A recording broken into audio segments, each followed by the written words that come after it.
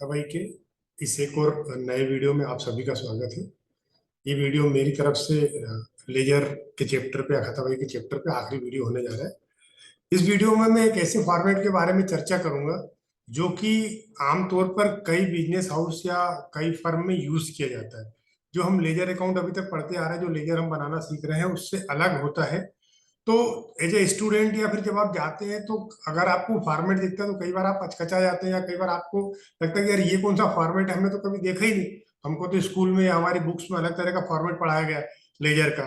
तो इस फॉर्मेट की भी जानकारी आपको होना चाहिए, ताकि कभी आप देखें तो आपको ये ना लगे कि ये अलग तरह का फॉर्मेट है। तो आइए सबसे पहले हम अपनी स्लाइड पे चलते हैं, फिर इसको समझते हैं कि कैसा फॉर्मेट है और उसमें कैसी एंट्री करते हैं। तो ये क्वेश्चन है, मैं पहले भी ये क्वेश्चन आपको करा चुका हूँ।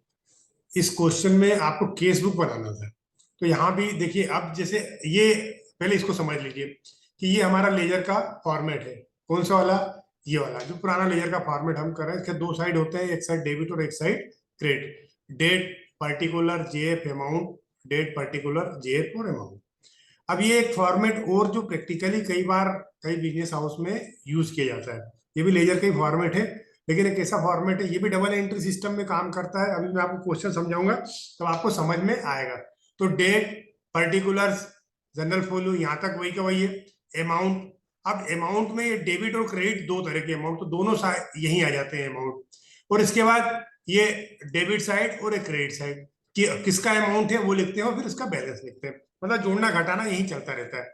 तो अब देखिए, ये पहला तो डेट का कॉलम, नॉर्मली हम डेट की तरह डेट लिखते हैं और क्या बोलते हैं, जो भी लिखते हैं। पर्टिकुलर में जैसा हम विवरण लिखते थे उसमें उसी प्रकार से लिखते हैं। जनरल वैल्यू में हम जो जनरल का नंबर है तो वही आते हैं। अब आता है इसमें, तो अगर हम डेबिट साइड से यहाँ एंट्री हम कोई कर रहे हैं कि मान लो केस अकाउंट में टू परचेस, तो यहाँ भी एंट्री हम करेंगे टू परचेस और डेबिट साइड में लिखेंगे। क्या लिखेंगे? डेबिट साइड में, और यहाँ उसके आगे डेबिट लिख देंगे।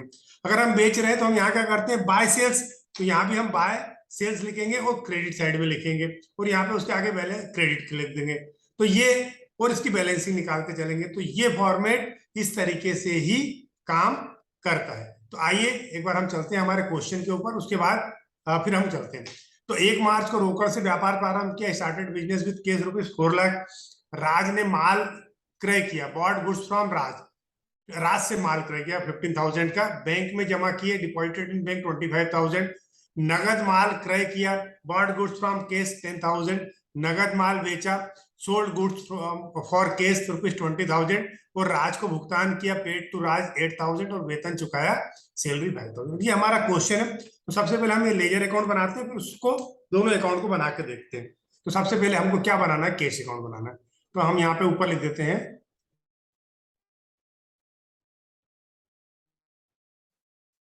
Cash account. ठीक है। अब यहाँ पे हम कोई भी सन नहीं डाला, 2017 का है, चलो हम डाल देते हैं दोनों तरफ जैसा हमने बनाया था 2017 का। अब सबसे पहला जनवरी 1 तो जनरल एंट्री करके रखी मैंने पहले, cash account debit to capital. तो cash account debit to capital, तो मार्च 1 को टू कैपिटल अकाउंट, कितना? 4 लाख। मैं इस पे ज्यादा फोकस इसलिए नहीं कर रहा हूँ कि ये आपको पहले करा चुका हूँ और आपको आता है। अब purchases account to Raj, debit to Raj, तो इसकी एंट्री नहीं करेंगे क्योंकि इसमें कहीं भी केस का ट्रांजेक्शन नहीं है। तो हमको कैश अकाउंट बनाना है, इसलिए हम केस की बात करेंगे। फिर अगला है bank account debit to cash. तो bank account debit to cash, तो बैंक में जमा किए, कैश कम हुआ, तो यहाँ पर हम लिखेंगे कौन सी डेट को, डेट क्या है उसकी, March 10। M10 कर देता हूं इसको, बाय बैंक अकाउंट। ठीक है। कितना जमा किया? 10,000। 10,000 ही है ना? नहीं, 25,000, सॉरी, 25,000। फिर purchases account debit to cash account, purchase किया, केस कम हुआ, तो यहाँ पे लिखेंगे डेट क्या है इसकी, March 15, बाय परचेसेस अकाउंट। कितने रुपए का? 10,000 का परचेस है, ये हमने 10,000 लिख दिया। ठीक है। फिर यहाँ पे cash account debit to sales account, तो सेल्स हो गया, तो यहाँ पे March 18 को टू सेल्स अकाउंट। ठीक है। क्या लिख दिया हमने? 20,000। ठीक। फिर यहाँ पे राज को केस पेमेंट करा तो Raj account debit to cash account, तो यहाँ पे आ जाएगा मार्च 25 बाय राज। ठीक है, बाय राज, कितने रुपए? 8000। ठीक, फिर यहाँ पे अगला जो है हमारा salary account debit to cash, तो यहाँ सैलरी पेड की है मार्च 31 को, तो यहाँ हम M31 को बाय सैलरी अकाउंट, कितने रुपए? 5000 रुपये। अब क्या करते हैं, हम इसका टोटल कर लेते हैं, तो ये हो जाएगा 4,20,000। इधर बैलेंस निकालने के लिए 4,20,000, देखिए ये सॉरी ऊपर चला गया, 4,20,000 हम यहाँ टोटल लिख देते हैं। अब देखिए 10, 25 और 10 35 और 5 40 और ये 48, तो 4,20,000 माइनस 48,000, तो 30 से 30, 10 में से 2, 11 में से 4, तो 7 और ये 3,72,000, 3,72,000 ये हमारा बैलेंस आया, तो बाय बैलेंस बीडी। ठीक है, 3,72,000 ये हमारा बैलेंस आ गया। ठीक है, अब इसको हमको, अब देखिए इस लेजर अकाउंट में पोस्टिंग करना है हमको, तो कैसे करेंगे? तो सबसे पहले तो यहाँ पे कैश अकाउंट, ठीक, अब 2017 पहली डेट क्या है? मार्च 1, मार्च 1। सबसे पहले cash account debit to capital, तो देखिए cash account debit to capital account. अब केस अकाउंट क्या हो रहा है? क्या हो रहा है? केस अकाउंट डेबिट, तो डेबिट में लिखेंगे कितना? 4 लाख रुपीज, 4 लाख, एक जीरो हो जाएगा, हाँ एक जीरो हो जाएगा, 4 लाख। ठीक है, अब यहाँ बैलेंस क्या हो रहा है? डेबिट है, तो डेबिट बैलेंस हो रहा है, तो हम डेबिट लिखेंगे और यहाँ बैलेंस में 4 लाख रुपीज। ठीक है, बैलेंस में 4 लाख रुपीज लिख दिया, ये 20 बैलेंस का लिखेंगे। फिर अगला है मार्च 5 को परचेज टू राज, तो केस बुक है तो इसकी एंट्री नहीं होगी। Bank account debit to cash account, तो bank account debit to cash account credit हो रहा है। देखिए यहाँ पे हमने लिखा था ना बाय बैंक अकाउंट, तो यहाँ आएंगे, यहाँ लिखेंगे मार्च 10 बाय बैंक अकाउंट। ठीक, अब किधर? क्रेडिट में कितने रुपीज? 25 रुपीज। अब 4 लाख में से 25 रुपीज माइनस करेंगे, तो यहाँ बैलेंस आएगा 3,75,000, इसमें से माइनस करेंगे ये, तो और अभी बैलेंस हमारा क्या आ रहा है? डेबिट बैलेंस ही आ रहा है। ठीक है, चलिए फिर मार्च अगली एंट्री 15 को क्या एंट्री है? Purchases account debit to cash account, तो देखिए क्या एंट्री करें हमने? बाय परचेसेस अकाउंट, तो यहाँ पे लिखेंगे बाय परचेसेस अकाउंट, किधर? क्रेडिट साइड है, देखिए क्रेडिट साइड है, तो हम क्रेडिट साइड यहाँ लिखेंगे, कितने रुपए? 10,000 रुपए, 10,000 रुपीज। अब इसमें से माइनस करेंगे 10,000, तो ये हो जाएगा 3,65,000, 65,000, और बैलेंस क्या आ रहा है हमारा? अभी डेबिट बैलेंस ही चल रहा है। अभी हमारा बैलेंस कौन चल रहा है? Debit balance. ये बैलेंस जो आ रहा है, जब तक ये माइनस में नहीं हो जाएगा, उल्टा नहीं हो जाएगा, तब तक डेबिट बैलेंस ही चलेगा, क्योंकि डेबिट आता है, केस हमेशा डेबिट बैलेंस होता है। फिर मार्च 18 को, मार्च 18 को cash account debit to sales account, तो यहां लिखेंगे to sales account, to sales account, कितना अमाउंट है? 20,000, तो यहां पर 20,000 यहां लिख देंगे हम 20,000। अब देखिए ये क्रेडिट हो रहा था तो हम इसको घटा रहे थे, अब ये डेबिट साइड आया तो इसको जोड़ देंगे इसमें। ठीक है, इसको जोड़ देंगे, हम जोड़ देंगे तो क्या हो जाएगा?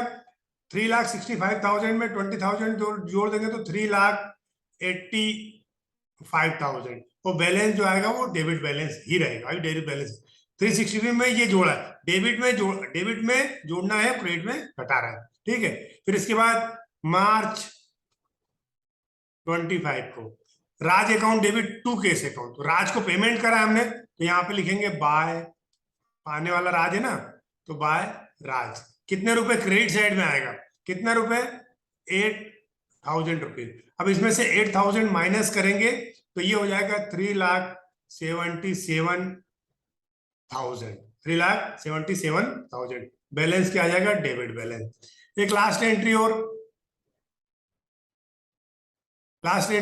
और ये salary account debit to cash account, salary payment करे तो यहां पर मार्च 31 को बाय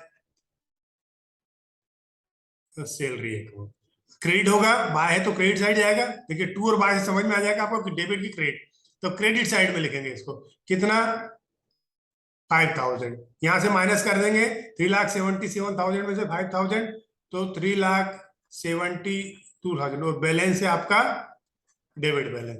तो ये आपका अकाउंट इस महीने का कंप्लीट हो गया। ठीक है, अब देखिए समझिए टोटल डेबिट कितना हुआ, 4,20,000। टोटल क्रेडिट कितना हुआ, आपने इधर टोटल करा तो 35 के बाद 5 करेंगे तो 48,000, 4,20,000 में से 48,000 माइनस करेंगे तो यहाँ पे जो आ जाएगा हमारा, वो हमारा बैलेंस आ जाएगा। इसका टोटल हमको नहीं करना रहता है। ठीक है, तो ये आपका बैलेंस हो गया, ये डेबिट बैलेंस आपका चल रहा है। ठीक है, तो इस तरीके से इसको हम सॉल्व करते हैं। तो समझ लीजिए ये जो बुक होती है जनरली बहुत सारे बिजनेस हाउस में यूज की जाती है। एक बार फिर से समझाता हूँ। मार्च 1 को सबसे पहले हमने कैपिटल से चालू किया, तो डेबिट तो to capital account debit side लिख दिया। ठीक है, और यहाँ पे डेबिट बैलेंस के साथ 4 लाख आ गया। फिर बैंक में जमा किए तो बाय बैंक क्रेडिट साइड आ जाएगा, जमा किया कम हुआ तो क्रेडिट साइड। देखिए कैश अकाउंट है, बढ़ेगा तो डेबिट साइड और घटेगा तो क्रेडिट साइड। बैंक में जमा किए क्रेडिट साइड, लेकिन 3,75,000 था। अब यहाँ पे डेबिट क्यों लिखा, क्योंकि हमारा ये बैलेंस अभी डेबिट चल रहा है।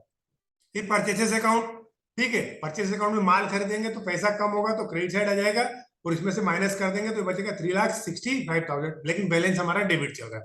फिर सेल्स अकाउंट, पैसा आया, माल बिका तो पैसा आया तो डेबिट साइड होगा और इसमें जुड़ जाएगा तो 3,85,000 इसका टोटल हो जाएगा, लेकिन बैलेंस हमारा डेबिट चल रहा है, डेबिट ही चलेगा।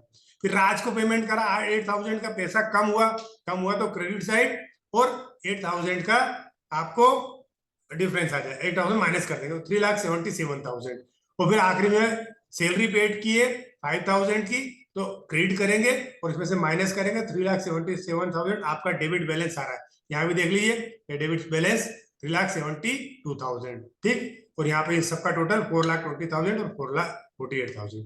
ये क्वेश्चन उम्मीद करता हूँ आपको समझ में आया होगा। तो ये फॉर्मेट है जो कि बहुत सारे बिजनेस हाउस में बहुत सारे जगह पे यूज किया जाता है। तो सिर्फ इसलिए करा है कि ये फॉर्मेट भी आपके दिमाग में रहना चाहिए। कई बार क्वेश्चन भी पूछ लेते हैं एग्जाम में, तो वो छुपा हुआ सा क्वेश्चन रहता है या वो छुपा हुआ सा एक टॉपिक था, तो मैंने सोचा इसको भी आपको समझा दूं। तो उम्मीद करता हूँ ये वीडियो आपको पसंद आया होगा, इंटरेस्टिंग लगा होगा। अगर ऐसा है तो प्लीज वीडियो को लाइक कीजिए, सब्सक्राइब कीजिए और अधिक से अधिक लोगों तक शेयर कीजिए। Thank you.